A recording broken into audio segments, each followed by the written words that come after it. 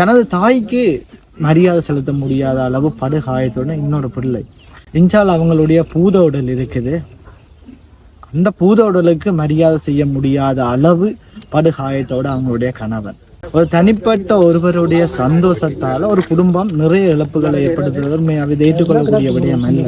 அக்காவுடைய கணவனை ஆம்புலன்ஸ்ல ஏற்றிக்கொண்டு இறுதி கிரியை செய்ய முடியாத அந்த இடத்துல கூட்டிட்டு போற விடயம் எல்லாம் ஏற்றுக்கொள்ளக்கூடிய விடயமே இல்லை.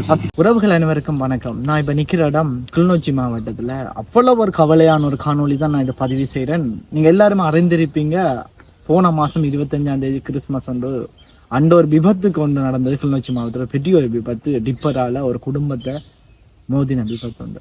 அந்த தருணமே ஒரு சிறு பிள்ளை இறந்ததும் படுகாயமடைந்த ஒரு அம்மா, ஒரு அண்ணா, ஒரு சிறு பிள்ளை வைத்தியசாலையில் அனுமதிக்கப்பட்டு நேற்றைய தினம், அதாவது 3ஆம் தேதி, நேற்றைய தினம் 3ஆம் தேதி, 2ஆம் தேதி, இன்றைக்கு 3ஆம் தேதி, நேற்றைய தினம் 2ஆம் தேதி அந்த அம்மா இறந்துட்டாங்க. அப்போ அந்த கிளிநொச்சி மாவட்டத்தில் அவங்களோட வீட்டை தான் வந்து நாங்கள் இறுதி கிரிஜென்று ஒரு போராட்டம் ஒன்று செய்கிறாங்க, கவன ஈர்ப்பு போராட்டம்.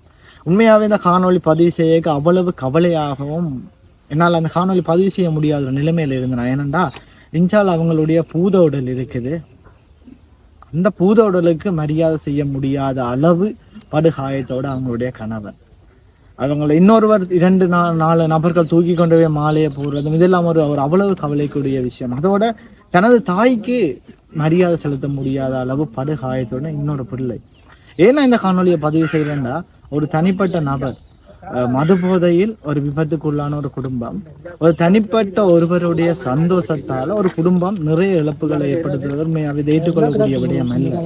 கண்டிப்பா இந்த சாரதிக்கு ஏதோ ஒரு பெரிய ஒரு தண்டனையோ ஒரு தகுந்த ஒரு தண்டனை கிடைக்கணும் என்னுடைய தனிப்பட்ட கருத்து. ஏன்னா ஒரு தனிப்பட்ட நபர் மத போதையில் ஒரு குடும்பத்தை விபத்துக்குள்ளாகி அந்த குடும்பம் போல இழப்பீடுகள் செய்து நீங்க அவ்வளவு எனக்கு இந்த காணொலியை நீங்க பாருங்க, அவ்வளவு அழுக வரும். ஒரு சிறு பிள்ளை இயலாத நிலைமையில அவ்வளவு காயத்தோடையும் ஒரு ஆம்புலன்ஸ்ல ஏற்றி கொண்டு போய் அந்த அக்காவுடைய கணவனை ஆம்புலன்ஸ்ல ஏற்றி கொண்டு போய் இறுதி கிரியை செய்ய முடியாத அந்த இடத்துல கூட்டிட்டு போற விடயம் எல்லாம் ஏற்றுக்கொள்ளக்கூடிய விடயமே இல்லை. சத்தியமா சொல்றேன், இந்த தருணத்துல நீங்க இதை நேரடியா பார்த்தா அப்படி அழுவீங்க.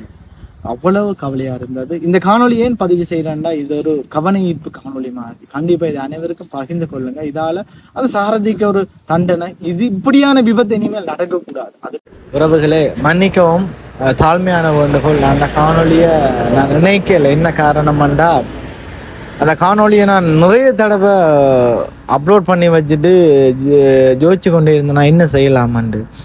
நான் நிறைய நண்பர்களுடைய கதைச்சிருந்தேன். அந்த காணொலியை பார்த்தா உண்மையாகவே சிறு பிள்ளை ஏலாமல் 4 கை கால் முழுக்க காயங்களோட ஒரு ஆள் தூக்கிட்டு போய் அந்த தாய்க்கு மாலை போடுறதும், அவங்களுடைய கணவன் படுத்த படுக்கையில் காயங்களோட இருந்து நிறைய பேர் தூக்கிட்டு போய் ஆம்புலன்ஸில் தூக்கிட்டு போய் அந்த கிரியை செய்கிறதையும் என்னால் அதை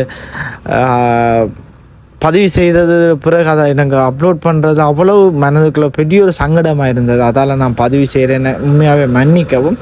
ஆனால் இந்த காணொலியை நான் ஒரு குறிப்பிட்ட ஒரு அளவான சிறு காணொலியை உங்களுக்கு தெரியப்படுத்துகிறேன்டா, இப்படி ஒரு விடயம் நடந்திருக்கு.